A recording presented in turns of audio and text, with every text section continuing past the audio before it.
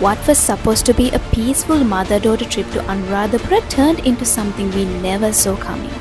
Within 24 hours, we were caught in some of the worst floods the country has seen in decades. At first, it felt harmless, until it wasn't anymore.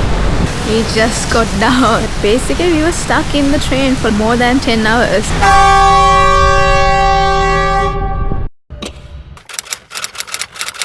We were already off to a rainy start. It was cold outside and somehow even colder inside the train. So, Nescafe to the rescue. Nothing beats the cold like a hot cup of coffee. Keeping it from spilling though, that was a whole workout. It was still raining when we finally reached the lodge. And then there is my mom. She feeds humongous bites, which means I have to open my mouth like this, like a little monster. At the lodge, one of the aunties asked,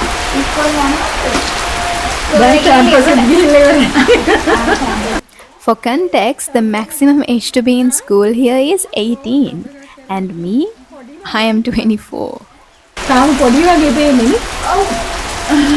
After lunch, we came to see the famous Kuttam Pokuna, the twin ponds, giving it its name Kuttam Pokuna.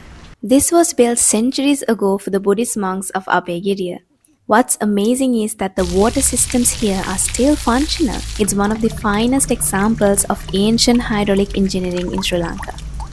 A reminder of how much care and precision existed even back then. Standing here in the rain, it actually felt really calming. Next, we went to see Abhayagiriya, which is only 800 meters away from Kuttam Pokuna. Abhayagiriya has been here for over 1,000 years. Everything about it, the space, the balance, the scale, still feels intentional. Just looking at it makes you realize how advanced the architecture and engineering were back then. Empires rose and fell, and it is still here, quietly watching generations pass. And did you know that you could donate through QR Pay now? Which I honestly thought was really cool. No cash, no stress, and no worrying about temple thieves either.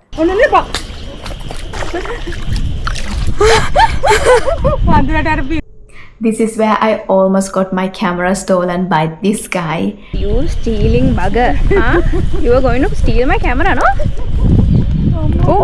Yes, this is your sign to be extra careful around monkeys, especially if you're solo traveling. I know the struggle to take all those non-solo looking aesthetic shots. That's what I was going for too. But once your camera is in their hands, there's really no getting it back. I was really lucky here because my mom noticed just in time.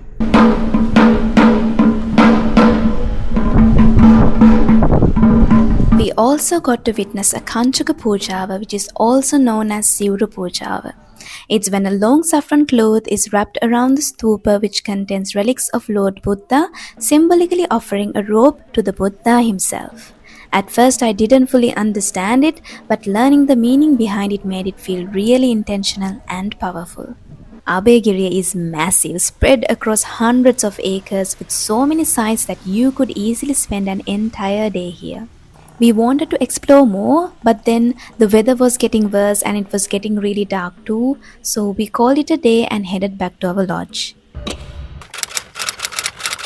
Good morning, you guys. It's another rainy day. It's been raining non-stop, actually.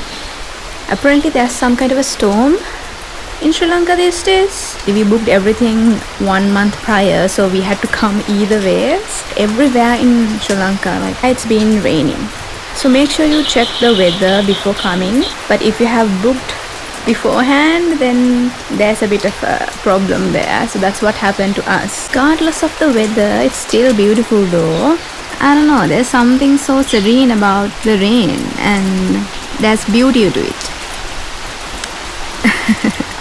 Let's take it as a blessing and try to see as much places as we can. We were planning to leave at 5 a.m. to go to Ruwanweli Maha, but it's been raining non-stop, so it's 8 a.m. currently. We've been stuck in the hotel room all this time, but we are getting hungry now, so have to get out right now. So I'm gonna see whether we can put a tuk Finally, Pick Me is available in Anuradhapura, so that's very convenient. So let's take a Pick Me and go eat from somewhere. We genuinely thought it would just be another rainy day. We were still trying to adjust our plans around the rain. But on the way, our Tuk uncle said something that made us stop.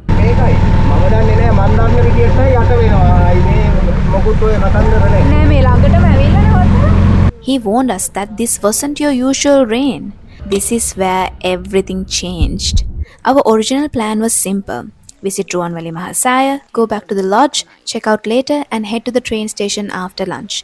But the Tuk uncle kept warning us, saying that the roads around would start flooding within hours.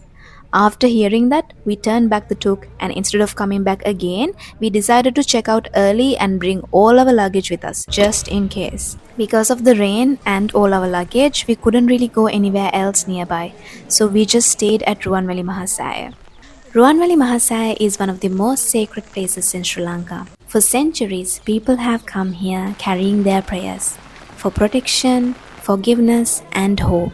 And today was no different. Despite the rain, hundreds of people kept arriving, carrying children, helping their elderly parents, some even with newborns in their arms. Seeing that make you really appreciate, rethink, and even question how determined and devoted people can be. While waiting at the station, we overheard a group of people talking. One of their friends had booked a place near Abhayagiriya, close to where we stayed, and those people couldn't make it to the train station because the roads were already blocked by that time. That's when it really sank in. If we had followed our original plan and gone back to the lodge, we would have been stuck too. Only in hindsight did we realize how close we were, not just to missing the train, but to being completely stuck in a different city, away from home. What was supposed to be a 3-hour journey slowly turned into 10.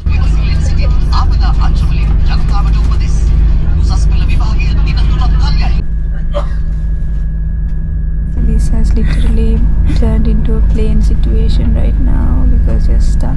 We're supposed to get down at 8 p.m. and it's 12:30 now, right? So that means we've been stuck here. We got in at 5 p.m. so it's like we've been stuck in here for 7.5 hours.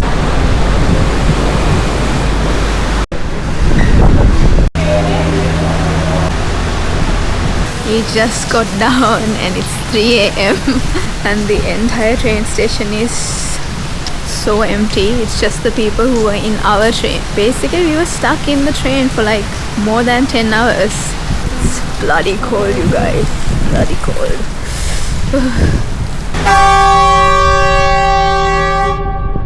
And that's how our Anuradhapura journey ended, with relief, gratitude, and a story we'll never forget. This trip reminded me how things could change in a moment, and how nothing should ever be taken for granted. So, hold your loved ones close and stay safe. Until next time.